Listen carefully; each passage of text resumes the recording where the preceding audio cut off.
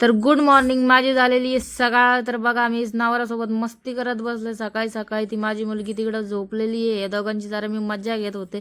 ते उठत नव्हते त्याच्यामुळे मी त्यांना उठवायचा प्रयत्न करत होते. त्यात आलं ब्लिंकिटवाला आल्यावरती मी त्याच्याकडून खारी घेतली. आम्ही खारी मागवलेली होती, मग खारी घेतली. मग चाय ठेवलेलाच होता, पण खारी यायची वाट बघत होतो. खारी बिरी खाऊन आम्ही सगळा मेकअप शेकअप करून डायरेक्ट आलो सासूच्या घरी. मग त्यानंतर माझा नवरा बघा कसा मिठाई खातोय आणि ती खुशी आहे ना आमची. आता ना माझ्या नवऱ्याचं तोंड पुसून पप्पावरती लजी आहे बघा कशी तोंड पुसते. माझं तोंड पुस बोललं तर पुसत नाही, मला नाही बोलली ती.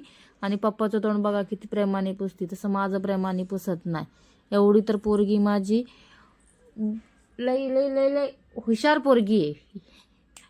राग येतो तिचा मला, कारण की ती मला काहीच करत नाही. मग तिला बोलले माझं पूस, किती तिला भाव लावला की बाळा माझं पूस, तेव्हा कुठं माझं तोंड पुसायला लागले. ते पण लिपस्टिक पुसत होती, तोंड नव्हती पुसत.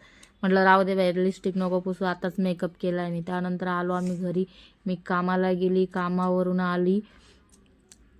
हे लोक पहिलेच घरी आलेले होते, तर मी कामावरून आले, खूप दमलेली होते.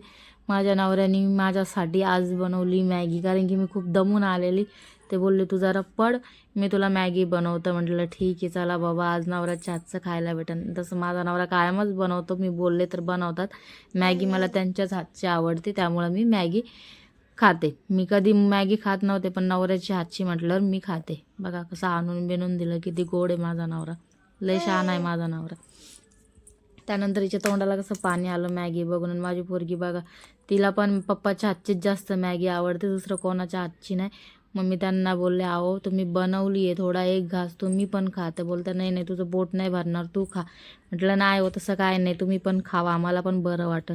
त्यात आमची खुशी एकदम चिमणीवाणी खात होती, एकदम बारीक बारीक मॅगी घेऊन खात होती. आणि यम्मी यम्मी चालू होतं तिचं बोलायचं काम. ते यम्मी आहे पप्पानी बनवलेली लई यम्मी असती मॅगी. मग त्यानंतर मी माझ्या नवऱ्याला भरवला घास, म्हटलं खावा. मग त्यांचंच उष्ट मी खाल्लं, प्रेम वाढायला पाहिजे ना त्यामुळं. मग त्यांना पण काय भारी झाली मॅगी, त्यांना पण दम निघाला नाही, येऊन बसले खायला, ते पण खायला लागले. तर चला भेटूया नेक्स्ट ब्लॉगमध्ये, बाय बाय.